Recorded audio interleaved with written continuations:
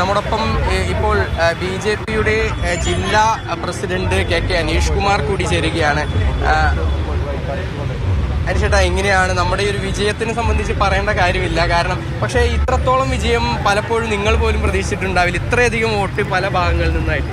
അതെ, തീർച്ചയായിട്ടും ഞങ്ങൾ പ്രതീക്ഷിച്ചതിനേക്കാൾ അപ്പുറത്തുള്ള വിജയമാണ്. അത്രമാത്രം സുരേഷ് ഏട്ടനെ തൃശ്ശൂരിലെ ജനങ്ങൾ ഇഷ്ടപ്പെടുന്നു എന്നുള്ളതിൻ്റെ ഏറ്റവും വലിയൊരു തെളിവാണ്. 2 തവണ തൃശ്ശൂരിലെ ജനങ്ങൾ ഒരു സൗഭാഗ്യം വിട്ടുകളഞ്ഞു. ആ തിരിച്ചറിവ് ഇത്തവണ തൃശ്ശൂരിലെ ജനങ്ങളെ ആ സൗഭാഗ്യം ഇനിയും നഷ്ടപ്പെടുത്തിക്കൂടാ എന്ന ചിന്തയാണ് ഇത്രയും വലിയൊരു ഭൂരിപക്ഷത്തോടു കൂടി അദ്ദേഹത്തെ തൃശ്ശൂരിൽ നിന്ന് വിജയിപ്പിച്ചിട്ടുള്ളത്. തൃശ്ശൂരിൽ നിന്നൊരു കേന്ദ്രമന്ത്രി എന്നുള്ളതായിരുന്നു നമ്മുടെ ഒരു പ്രധാന ടാഗ് ലൈൻ എന്ന് പറയുന്നത്. ഇനി എങ്ങനെയായിരിക്കും തുടർന്നുള്ള പ്രവർത്തനങ്ങൾ ആ ഒരു രീതിയിലേക്ക്? അത് തൃശ്ശൂരുകാരുടെ ഒരു സ്വപ്നമാണ്. ആ സ്വപ്നം 100% യാഥാർത്ഥ്യവും. അത് കേവലം വോട്ട് സമാഹരിക്കാൻ വേണ്ടിയിട്ട് ഞങ്ങൾ പറഞ്ഞിട്ടുള്ള ഒരു കാര്യമല്ല, അത് സത്യസന്ധമായിട്ടുള്ളൊരു കാര്യമാണ്. അത് 100% നടപ്പാവും.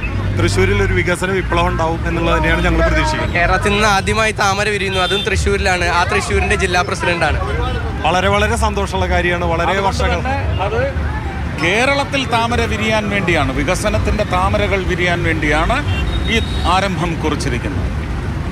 തീർച്ചയായും അതാണ് അദ്ദേഹത്തിനുള്ള ആ ഒരു തൃശ്ശൂരിനോടുള്ള ഒരു അടുപ്പവും അതിനോടൊപ്പം തന്നെ